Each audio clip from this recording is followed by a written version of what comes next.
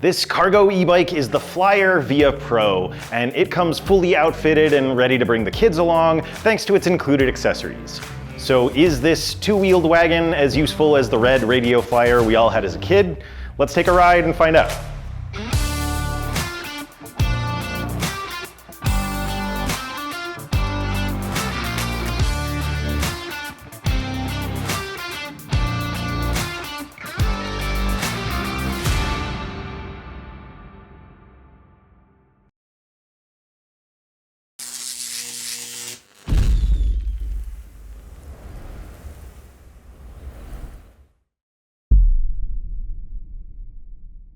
Welcome to Electric Bike Report, I'm John, and if this is your first time here, thanks for joining me today. We're known for our detailed reviews and standardized testing methods, so if you're on the lookout for a great bike, make sure you're subscribed to the channel so we can help you find the best one for you.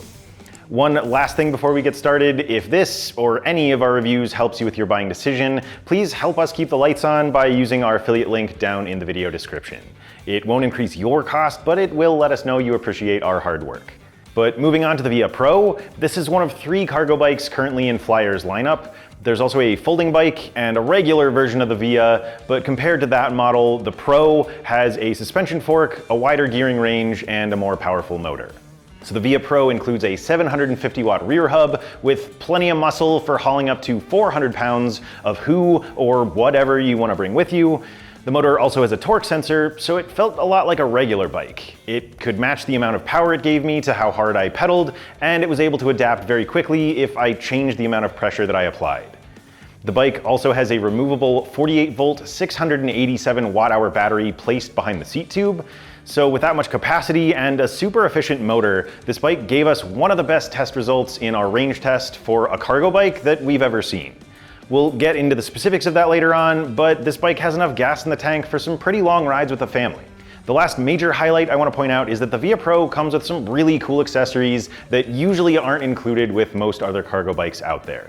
It comes with footboards, seat pads, wheel guards, and this handrail attachment, so it's passenger ready right out of the box, where you usually have to purchase most of those things separately. The rear rack itself can hold up to 150 pounds of kids or cargo, plus it's compatible with the Thule Yep Next 2 Maxi child seat for riders 5 years old and younger. And then Flyer also offers a ton of optional accessories like this removable tote bag and the front basket, and even a full passenger compartment to keep kids out of the weather.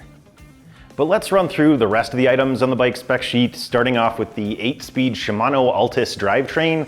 So that uses a 52-tooth chainring paired with an 11 to 32-tooth cassette, and it's operated with a trigger shifter on the right handlebar. The bike has 2 different wheel sizes, which mountain bikers might call a mullet design. There's a 24-inch front wheel and then a smaller 20-inch rear wheel that helps to keep the bike's center of gravity low. And then the puncture-resistant street tires are made by Kenda and are 2.4 inches wide. The bike has Tektro E350 hydraulic disc brakes with 2 piston calipers and 180mm front and rear rotors.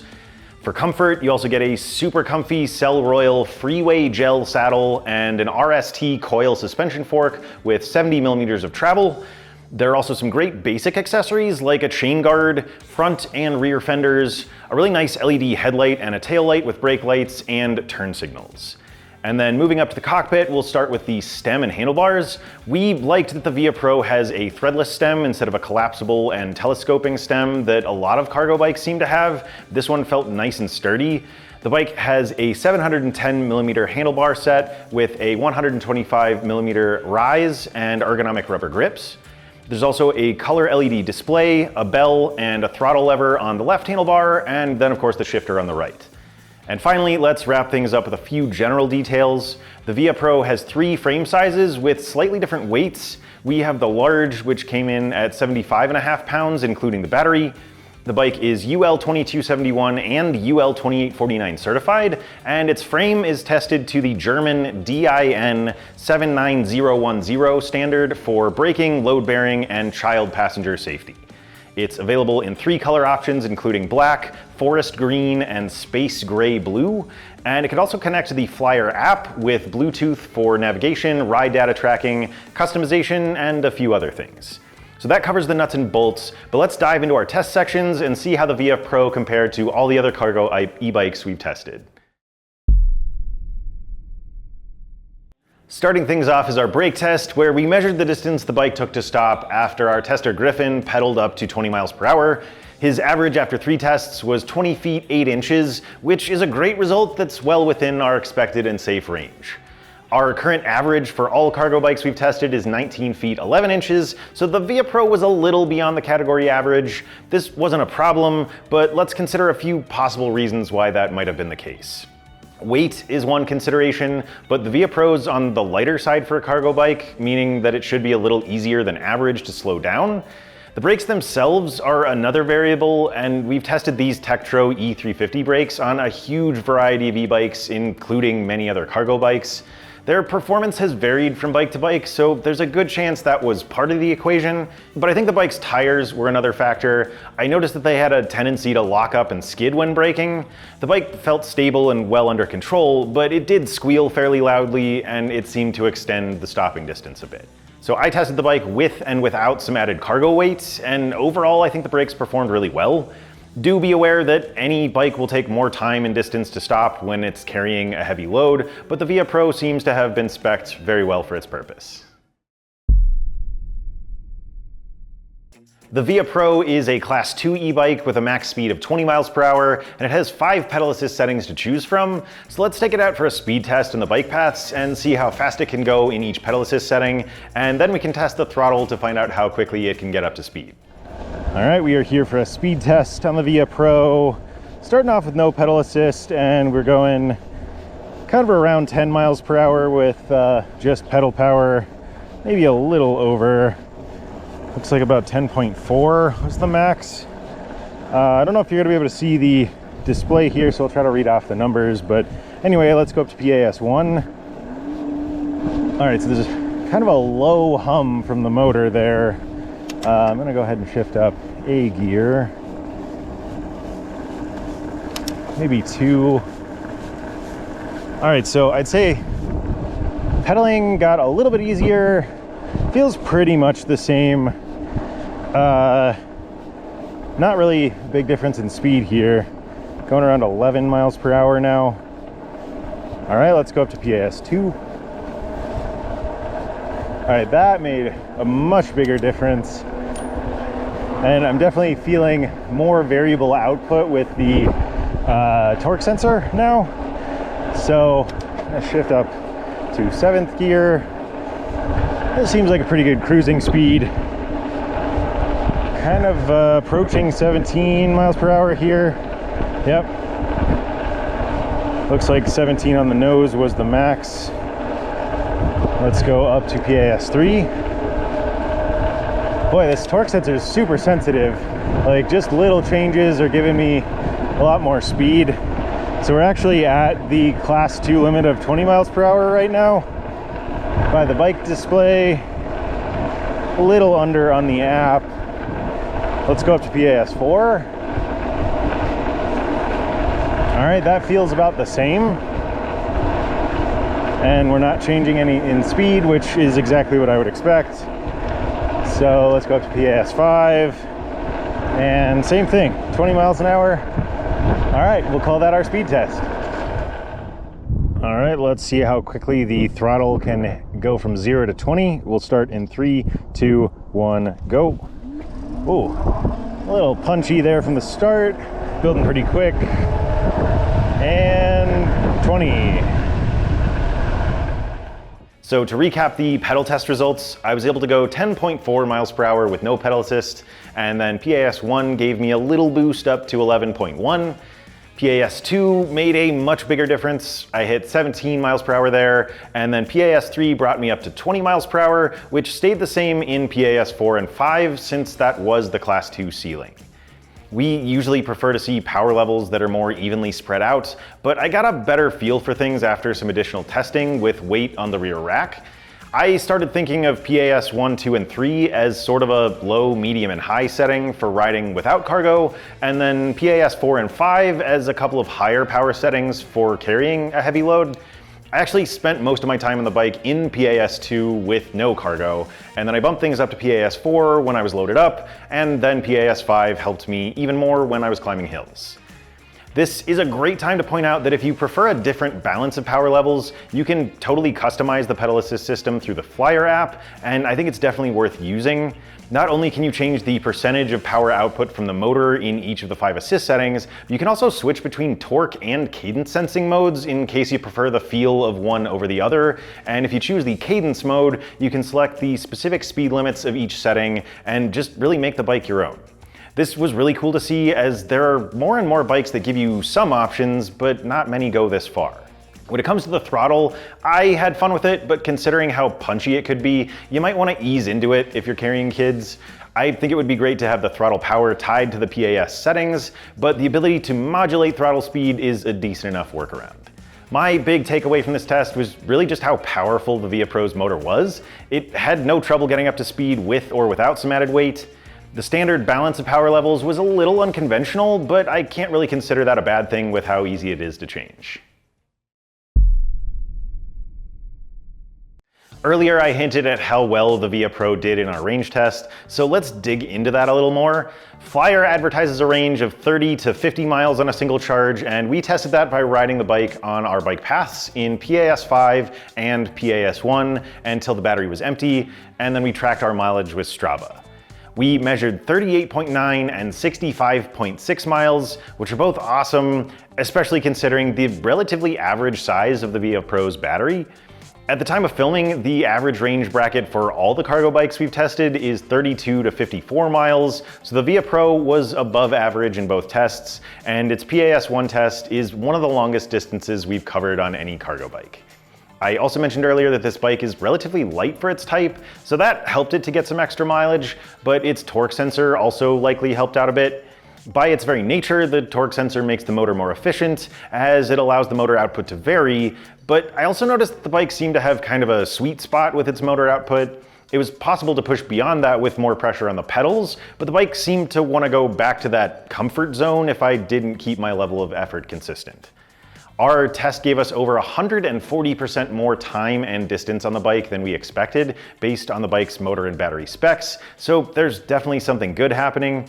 We usually like to see equal measures between motor wattage and battery capacity in watt hours, so normally the ViaPro's battery would be a little small, but the bike did so well here that that's just not an issue. We do our tests without cargo weight, so do be aware that carrying anything extra will reduce your range. That said, we still expect the ViaPro to give you more miles than most other cargo bikes out there at the moment, especially those with a single battery. We tested the ViaPro's throttle and highest pedal assist setting in our hill test at a spot called Hellhole Trail. The path there has a 12% average grade over a third of a mile, so it's not something you'd want to pedal up on a non-electric bike. I'll pass you over to our tester Justin so you can see this test from his point of view. We are out on the Flyer ViaPro, yes, Radio Flyer ViaPro, and we're doing the throttle test on Hellhole, seeing how it does, and so far it's chugging right along. Down to 13.4, 13.3, 12.8. So yeah, through that first steep section, it's booking it. 12.6, 12.8. Motor sounds pretty right on average, what I'd expect. Hub has a decent sound to it. I'll let you listen to it through this steeper section.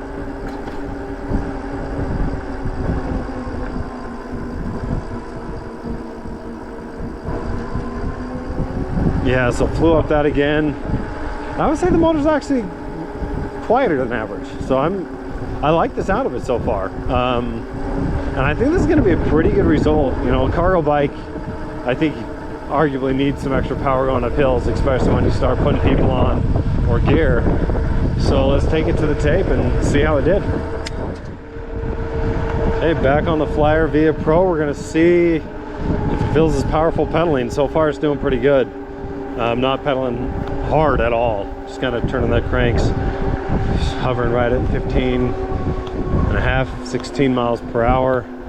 Motor still feels really nice, solid, and fairly quiet. So we got down just about 14.1 there. I'll let you listen through this section so you can hear what it sounds like when I'm pedaling.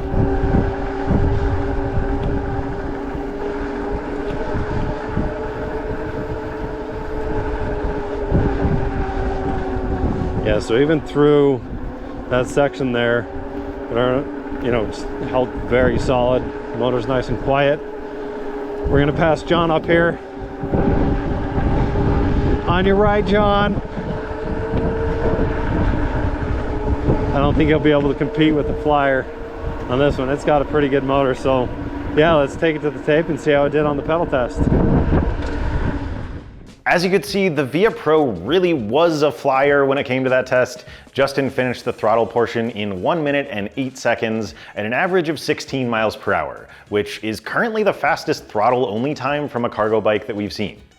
In PAS 5, Justin's time went down to 1 minute and 3 seconds, and his speed went up to 17.2 miles per hour. That result was a little less spectacular in comparison to the throttle time, but it's still well above the current average of 1 minute and 10 seconds when looking at all the cargo bikes we've tested. There are a couple of factors coming into play here, so once again, the Via Pro's weight was an advantage, but its motor output was also on the high end, with a peak of 1100 watts and 85 newton meters of torque, so honestly, Hellhole didn't stand a chance. If you recall back in the speed test, we had the same top speed in PAS 3, 4, and 5. I did some separate hill tests at our secondary test location called Pilot Hill to make sure there were actually different power levels there. You can check my written review using the link in the video description if you want to see all the data, but PAS 4 was about 25% faster than PAS 3, and PAS 5 was about 13% faster than PAS 4, so there were differences that were noticeable. I also took the bike up Pilot Hill with about 75 pounds of cargo between the front and rear racks to see what difference that would make.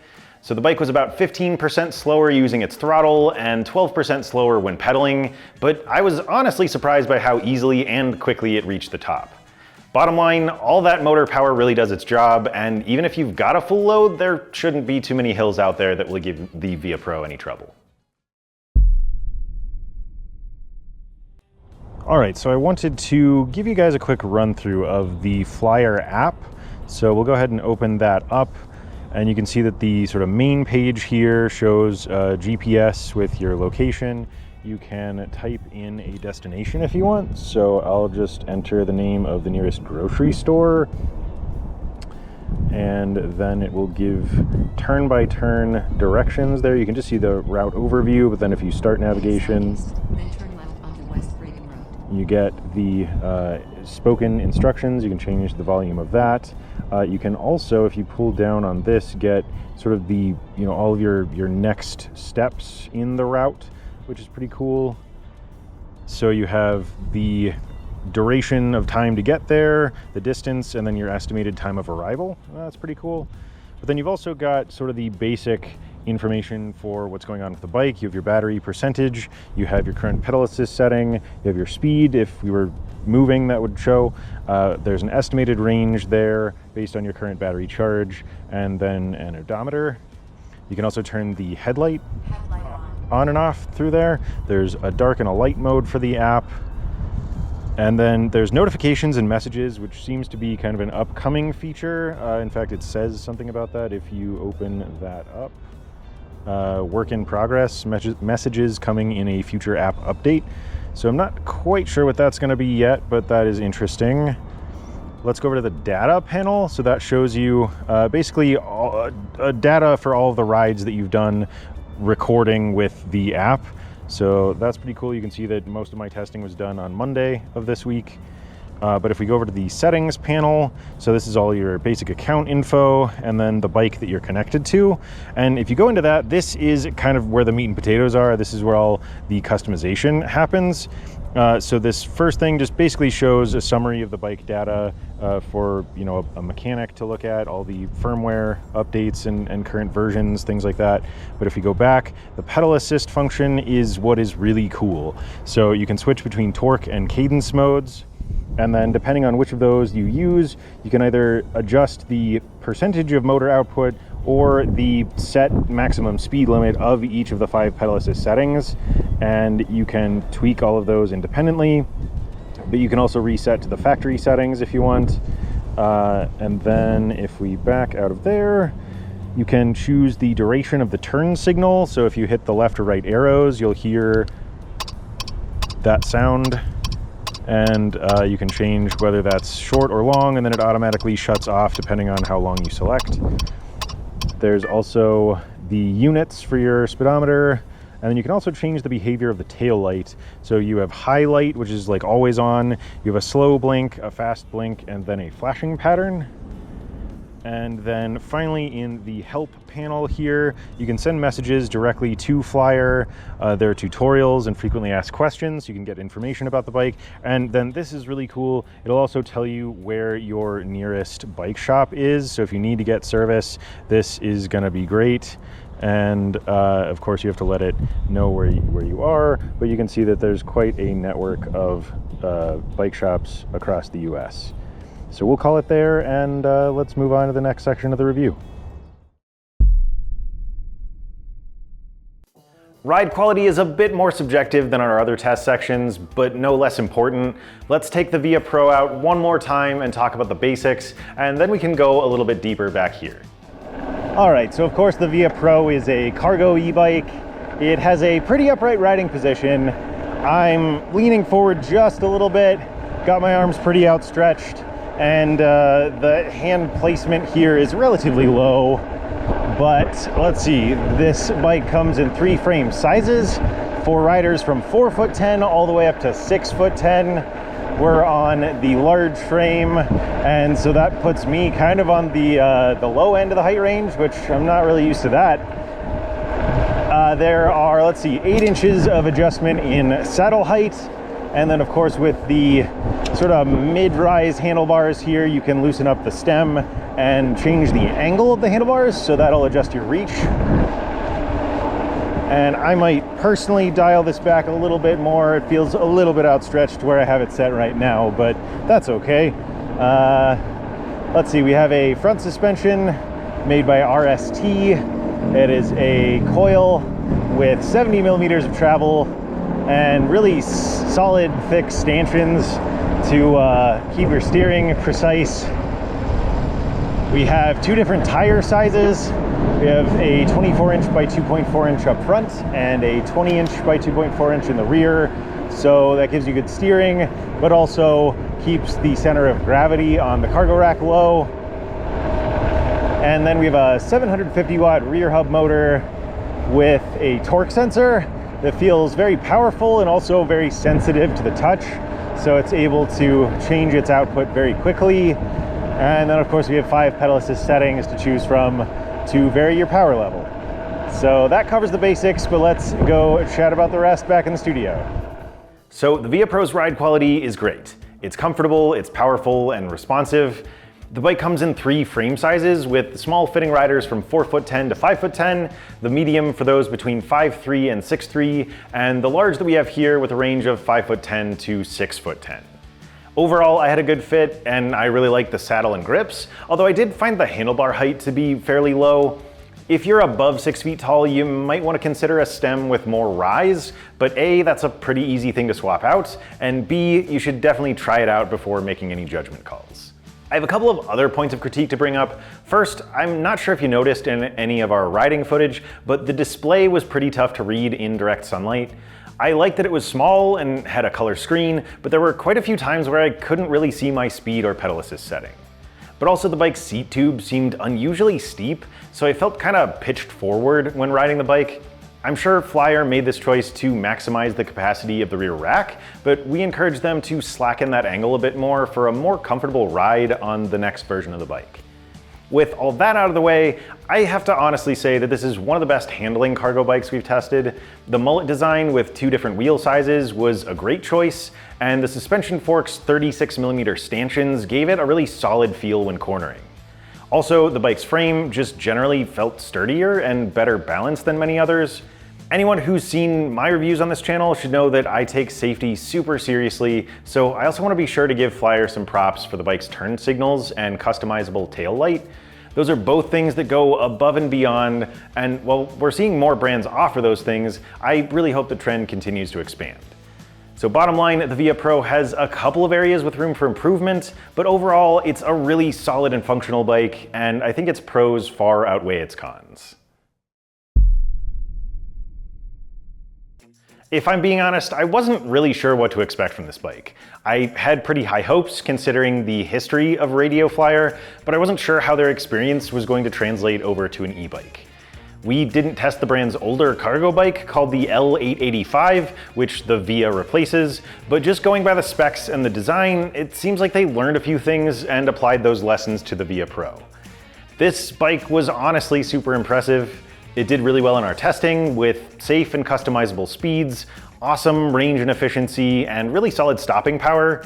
It showed us that it has a ton of power for moving a lot of stuff, and it's super family friendly with lots of safety features and standard accessories, plus a bunch of optional extras.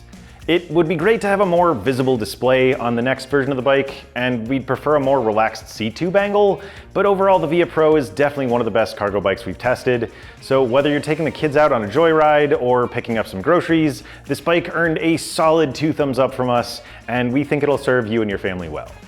As a reminder, we have 2 links in the video description, one for our written review and one for the bike's webpage. If you found this video helpful, please give us a like and be sure to subscribe so you can check out all of our upcoming reviews. But thanks for watching and hanging out with me today. Again, I'm John with Electric Bike Report, and this is the Flyer Via Pro.